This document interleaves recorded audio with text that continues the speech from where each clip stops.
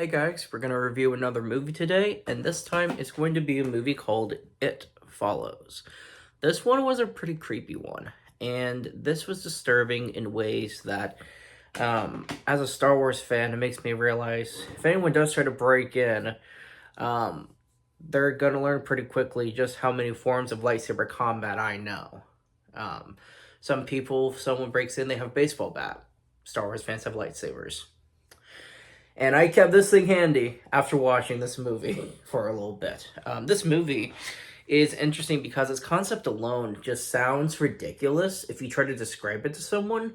But then you sit and watch the movie, and I don't think people who have only heard about it realize how disturbing it really is. So in this movie, basically what's going on is this thing, this entity, this creature, this person, whatever you want to call it, is up to interpretation, really. It follows people, but it walks. It only walks. It's not going to run. It's not going to teleport or do anything like that. So people have to keep a distance and keep moving to keep away from it. Who it's following is, in this movie, the lore states no one knows where it started. There are now, basically, these young kids are the collection of characters that are now trying to escape this thing. And the funny thing is, it only follows follows certain target after they've had sex. Having sex with someone else is the only way to pass on the curse for this thing to follow the next person. If it follows that next person, if it kills them, they now go to the person who had it last until everyone's dead.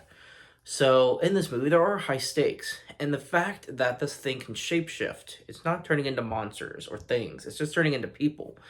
And as it turns into different people, whoever's being followed can never tell exactly who it's going to be. They could see a friend, a dead relative, a stranger, anyone. And so in this movie, you're constantly picking out other people in the background walking around, trying to figure who's walking toward our characters this time. Because that happens a couple times where it's just a random background person walks toward them, then they leave. Sometimes it's obvious, sometimes it's subtle. And that intensity is what builds the sort of edge of your seat kind of intense watching experience. So it was really cool. It was an interesting watch because it's just fun to be so just on edge, just tense watching this kind of a movie. And being young people, they're a little slow to discovering what could damage this thing, how they could escape this thing, what could kill this thing. And I think the movie's paced in a way so you're learning little by little what's going on, a little bit about its past, a little bit about who it could go after. So overall, it's a really interesting movie. It is interesting that they are making a sequel from it. This movie does end on a sort of positive note. However, its final shot is a little vague. Our final two characters do in fact survive this movie, or the two main characters as we see. They survive to the end of the movie, but it shows them holding hands. They're walking down the street in their neighborhood. There's people off to the side. There's people across the street. There's people walking around. And even though they assume they've killed this thing, you can't really see a body for it. So, as you see our final shot, someone is walking behind them. Now, they're not staring at them. They're not having a hastened pace.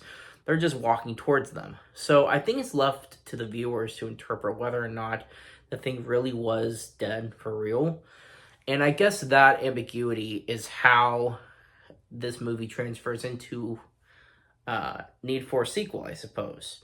So it'll be interesting to see what they do with it. I think this movie was pretty neat as a standalone film, but it's a horror movie. We're getting a sequel. We'll see what happens with it. I thought it was interesting. The way they try to kill this thing, I thought was pretty cool. And in their final showdown, the villain sort of turns their own gadgets against them. So that was pretty interesting. There are plot twists for what ends up happening. The details of the movie, there are little plot twists, and the faces and the people this thing takes on the persona of. There's a couple shots, the way it's filmed, it is pretty creepy. just these dark corners or dark alleys. It was pretty creepy. So it was an unsettling movie where I kind of just kept a weapon by me for a few days. But I like movies like that. That sit with me for a few days because it means as a horror movie, it did its job. It was scary.